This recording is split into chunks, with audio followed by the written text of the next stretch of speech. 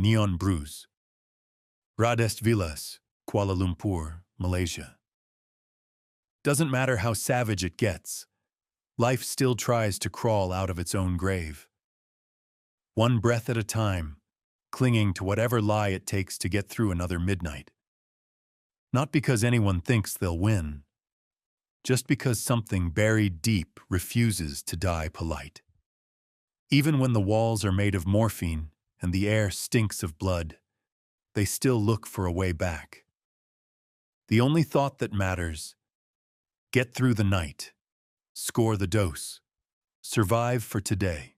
The girls trapped in Zamok's circuit aren't confused about who they are. They're not women, not even considered human. They're inventory, just rotating flesh on demand.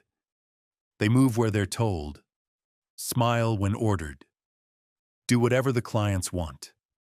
No girl knows what the Zamok bosses get out of it. It's a crime to ask. The girls get a room with a lock, a plate of food, a morphine dose timed like a punishment. That's it. Want anything else? The dose cuts off. Try to run? You'll get beaten raw. Get out somehow? They'll drag you back, then break you with joy. Make art out of your screaming. Film it, edit it, play it on loop for the next girl who thinks she's the exception. A few did make it out. Once. Tamed a high-tier client, sweet-talked their way into freedom. The kind of freedom that ends in a shared coffin. After that, no one tried again. No girl wanted her cursed luck to bleed out into someone else's miracle. Tina was with Antasia in Kyoto, back when she still had fire behind her eyes. She had a sugar voice and a face like she still believed in birthday wishes. She thought rebellion was a strategy, not a death sentence. Tina also tried to run once. Didn't even make it past the city. They would have killed her, slow and public. But Antasia moved fast, pulled her out before the buzzards came. Now Tina is here again. Same hell, just different wallpaper. Dragged in by Zamok's guys like lost luggage. Antasia made her move, roomed her. Wanted it to feel like the old days. On the surface, they act cold, distant, like they can't stand each other. But behind closed doors, it's something else. Not love, just two burned lives protecting the pieces that haven't turned to ash yet. Tina's fight? Gone. Now she jokes about the past like it happened to someone else. She says it with a smirk, like trauma was just a fashion phase. Antasia watches, wonders if she's still trying to play the old game. Then one day Tina just says it. She's made a plan. Says she did it for Antasia. Tina's last city was Dubai, where the air smells like overpriced perfume and broken promises.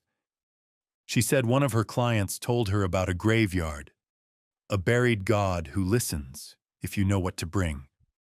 Said if you make the right offering, it works. It can pull you out of any chaos or handle any job between life and death. And Tina bought into this fairy tale, picked up a bouquet of blood orchids, paid off a hotel porter, sent it to the grave with Antasia's name on it.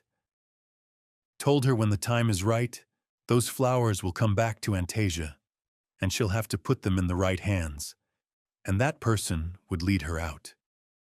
It's madness. But Tina meant every word.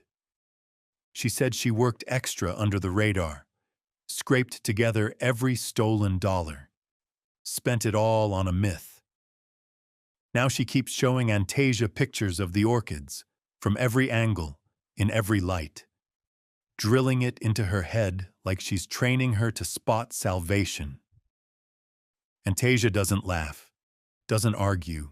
She just listens. Because maybe it's bullshit. Maybe it's a fantasy built to soothe an old friend's ruin.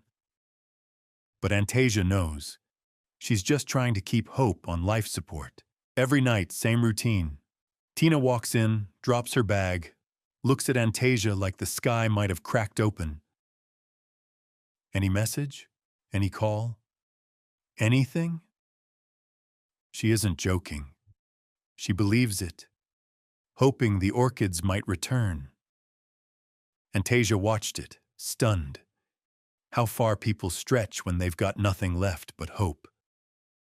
She didn't believe any of it, but she never broke Tina's faith. Let her believe. Let her burn. Because when you're desperate, you'll believe anything. Sometimes, that's the only thing that keeps you going.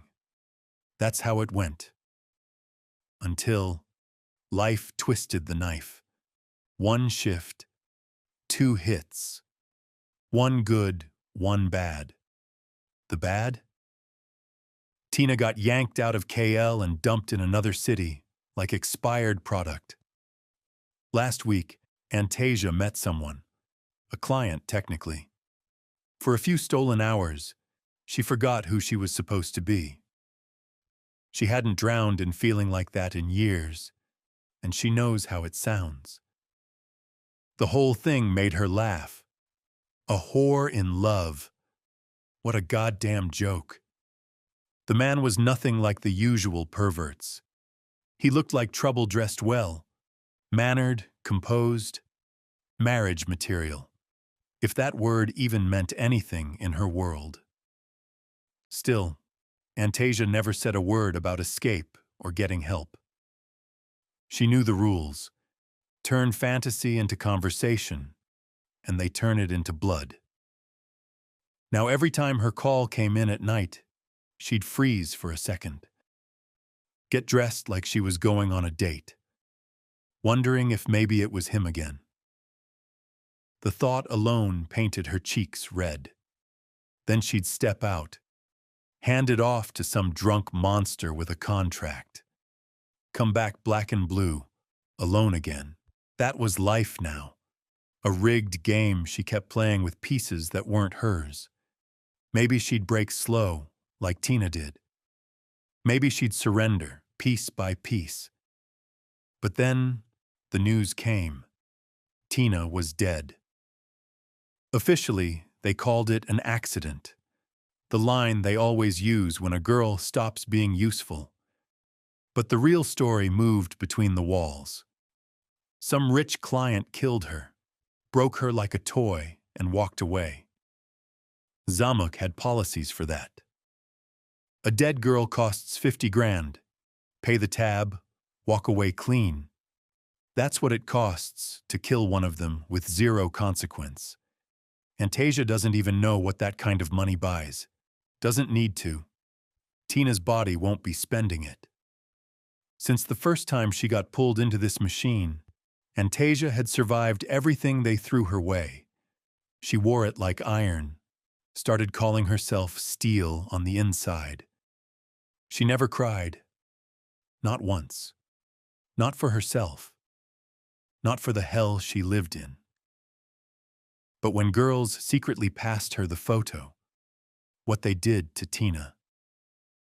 And then she saw her friend zipped up in a black bag. That was it. Antasia, who'd survived Kyoto, who'd been starved, drugged, broken, and still called herself Steel, who hadn't cried once, not for pain, not for shame, finally split open. The sob came raw, like her heart was pumping blood straight through her eyes, like a child dropped from her mother's arms straight into the dirt, finally realizing no one's catching her.